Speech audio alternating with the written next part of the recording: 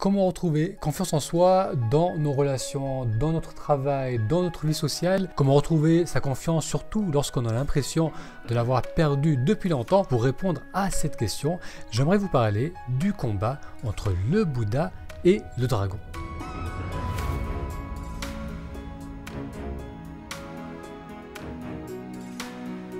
Et bonjour Moutassem, amour avec vous. Aujourd'hui on va parler de confiance en soi, de comment reprendre confiance en soi et je vais vous parler de Bouddha et de dragon. Peut-être que là vous allez me dire, Moutassem, je connais un peu le bouddhisme et je n'ai pas souvenir d'avoir entendu parler d'une interaction entre le Bouddha et un dragon. Alors patience, on va découvrir cela dans un instant et pour cela j'aimerais vous présenter Thierry. Je fais appel à mes talents d'illustrateur pour vous faire ici son portrait. Alors retrouvez Thierry au West Café, un coffee shop dans la ville d'Alameda, en Californie.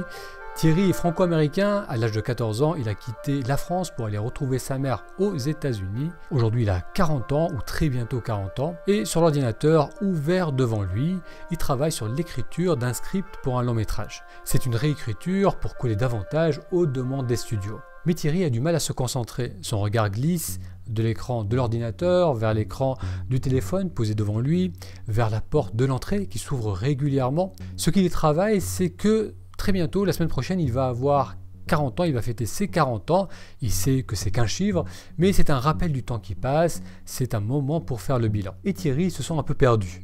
Cela fait 7 ans qu'il s'est mis à fond dans l'écriture de scénarios et malgré un début prometteur, il n'a pas encore pu percer. Ses contrats sont très irréguliers et ne lui permettent pas d'avoir une stabilité financière. Et ce n'est pas qu'au travail que ça stagne, sa vie sociale est en pause, il voit rarement ses amis qui sont trop loin, trop occupés et physiquement, il se sent souvent fatigué. Thierry doute de lui et cela de plus en plus. Il se demande s'il n'a jamais eu du talent pour l'écriture et s'il doit continuer dans cette voie ou faire autre chose. Il avait construit tous ses projets sur le succès de la vente de ses scripts et il a mis en pause sa vie sociale, sa vie amoureuse et ce succès n'était pas au rendez-vous. Dans son café, Thierry se sent las, démotivé, triste. Son dragon intérieur a grignoté sa vitalité et sa confiance. Parlons maintenant un peu de dragon. Le dragon est une créature mythologique, c'est une sorte de gigantesque reptile ailé qui est capable de cracher le feu. La date du début de sa légende est mal définie, mais selon les experts en mythologie, ça remonterait à l'ère du Paléolithique supérieur, donc il y a bien longtemps, et on retrouve des histoires de dragons à travers le monde. J'aimerais vous parler en particulier du dragon dans la culture occidentale. Ce dragon-là aime plus que tout l'or qu'il accumule et qu'il protège dans son antre. Dans le film Le Hobbit, qui est inspiré de l'œuvre de Tolkien, le dragon Smaug est attiré par l'énorme quantité d'or et de richesses amassées par les nains et sans pitié, Smaug s'embarre de leur trésor et en devient le gardien. En plus de l'or, le dragon aime arracher de jeunes vierges à leur village. Le dragon accumule or et vierges, mais, et là c'est un point important, il ne peut en jouir. Il ne peut pas utiliser l'or en tant que monnaie d'échange et les jeunes vierges restent là sans porter la vie. Cette créature légendaire ne peut profiter de cette richesse qu'elle accumule et qu'elle garde farouchement. Le dragon symbolise ici un état d'être, celui de penser sa vie au lieu de vivre sa vie. On fait tout cela à différents degrés, on pense notre vie, on a une idée de ce que l'on souhaite, de ce que l'on ne veut pas, on a des attentes, des conditions pour être bien, on se dit que lorsque j'aurai plus de temps, plus d'argent, lorsque je rencontrerai une nouvelle personne, lorsque j'aurai moins de stress au travail ou dans mon couple, alors seulement je pourrai me sentir mieux, je pourrai me sentir heureux. On est attaché à ses pensées et à ses attentes, on pense vraiment que l'on a besoin d'obtenir ce que l'on souhaite pour être bien. Dans le cas de Thierry, il a entretenu l'idée qu'il devait réussir dans sa carrière d'écrivain et tant qu'il ne réussissait pas, il ne pouvait pas être heureux. Ses pensées, ses idées sur comment notre vie devrait être sont similaires à l'or du dragon. Elles sont stériles.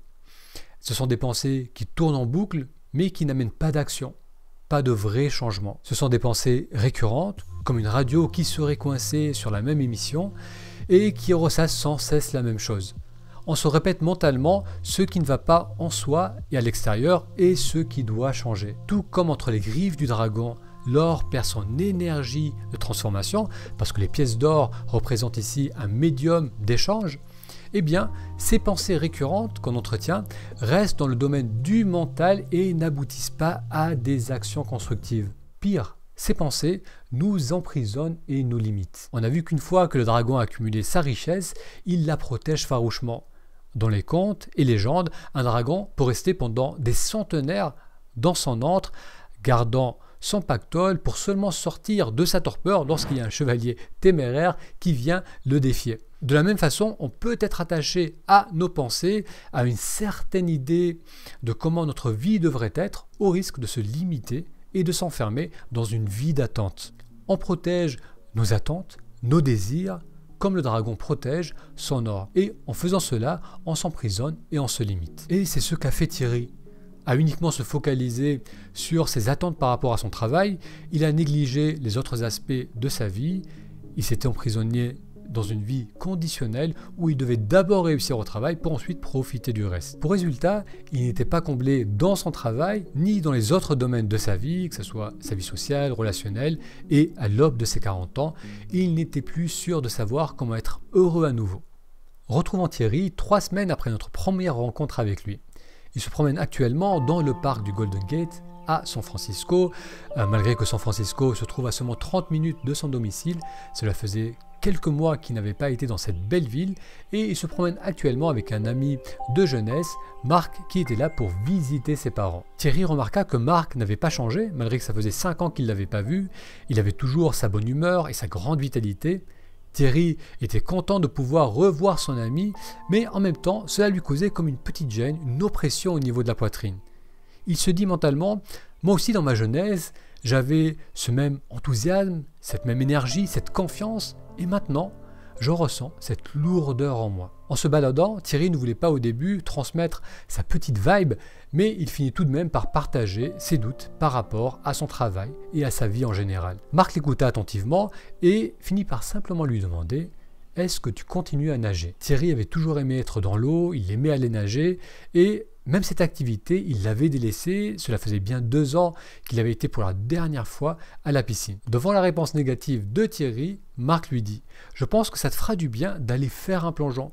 Tu adorais ça avant. » Et il ajouta « Tu sais, je crois qu'il faut des moments dans sa journée où l'on se fait du bien, sinon on finit par exploser. » Ce que Marc suggérait indirectement à Thierry, c'est qu'il réveille son Bouddha intérieur.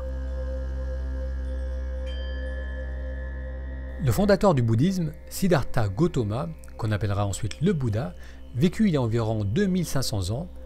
À travers son expérience personnelle et son interaction avec les autres, Siddhartha observa qu'il y avait un malaise fondamental que tous les êtres humains partageaient, l'insatisfaction. Il vit qu'à l'origine de ce malaise, il y avait le besoin de modeler sa vie à ses attentes. Le mental n'arrivant pas à se satisfaire de l'instant présent, recherchait constamment à obtenir plus ou mieux, ou bien à fuir la situation actuelle. Notre esprit est sans cesse encombré de pensées sur qui l'on croit être, sur qui l'on aimerait être, sur ce que l'on a, sur ce que l'on n'a pas, sur ce que l'on voudrait, sur ce qui doit changer. Et même lorsque l'on obtient ce que l'on souhaite ou que l'on résout un problème, rapidement, d'autres désirs vont émerger et d'autres problèmes vont faire leur apparition. C'est cette agitation continue du mental qui nous maintient dans un état d'insatisfaction et de tension. Le Bouddha proposa alors de se libérer de cette agitation de l'esprit en ramenant notre attention à l'expérience de l'instant présent. Au lieu de penser sans cesse à la vie, il suffisait de vivre sa vie. Et dans ce détachement du besoin de modeler la vie selon ses attentes, on peut retrouver dans l'expérience du présent non seulement un sentiment de paix, mais aussi de la joie à travers les actes simples du quotidien. Retrouvons Thierry quelques jours après sa balade avec Marc. Porté par la suggestion bienveillante de son ami, Thierry se décida finalement à aller à la piscine au Emmawood Swim Center. Il avait hésité mais finit tout de même par s'autoriser ses 2 heures de break même en pleine semaine. La sortie piscine lui fit ressentir une bonne fatigue, il fit même une sieste de 20 minutes et à son réveil, au lieu de reprendre son travail comme il avait prévu de le faire, il décida plutôt de faire le ménage dans son bureau Il lança une playlist chill sur son ordinateur et passa le reste de l'après-midi à ranger ses tiroirs. Pendant tout cet après-midi, Thierry ne pensa ni à son script, ni à sa stratégie de développement, ni aux factures qu'il avait à payer, et pour la première fois depuis des semaines, il se sentait détendu et d'humeur légère. Thierry avait exprimé son Bouddha intérieur, vivre sa vie, plutôt que son dragon intérieur, penser sa vie. Vous savez, comme Thierry le faisait, on passe beaucoup de temps à penser notre vie. On est perdu dans le blabla du mental, qui juge, qui attend, qui n'est pas satisfait, qui s'inquiète, et on donne beaucoup d'attention à ces pensées qui sont stériles, on leur donne notre bien le plus précieux. Notre bien le plus précieux, c'est notre attention. Notre attention est perdue dans nos attentes, nos inquiétudes, nous privant de ce qui est disponible devant nous. Le bouddhisme est un enseignement parmi d'autres qui nous rappelle l'importance de ne pas nous perdre totalement dans nos attentes. Il nous rappelle que la solution est de vivre notre vie au lieu de courir après une vie fantasmée. Alors bien sûr, penser est essentiel, faire des projets, avoir des envies, oui, mais ne pas vivre uniquement dans un monde d'attente où l'on passe la plupart du temps perdu dans nos pensées. Les pensées problématiques sont celles qui sont stériles, qui n'amènent pas de vraies actions. Se dire « ma situation est injuste, je ne suis pas assez bien, je n'ai pas assez réussi pour être heureux, la société est trop dure, je dois perdre du poids, je dois gagner plus, je dois rencontrer la bonne personne ». Toutes ces pensées, que l'on se répète souvent depuis des années, eh bien ces pensées sapent notre vitalité et nous empêchent de profiter de la vie qui est à portée de main. Dompter notre dragon intérieur va nécessiter de voir ces pensées pour ce qu'elles sont, juste des croyances limitantes qui s'entrechoquent dans notre tête. Pour enfin s'autoriser à accueillir ce qui se présente, et c'est notre part de Bouddha. Penser sa vie, c'est le dragon qui domine, vivre sa vie, c'est le Bouddha qui domine. Comment va Thierry?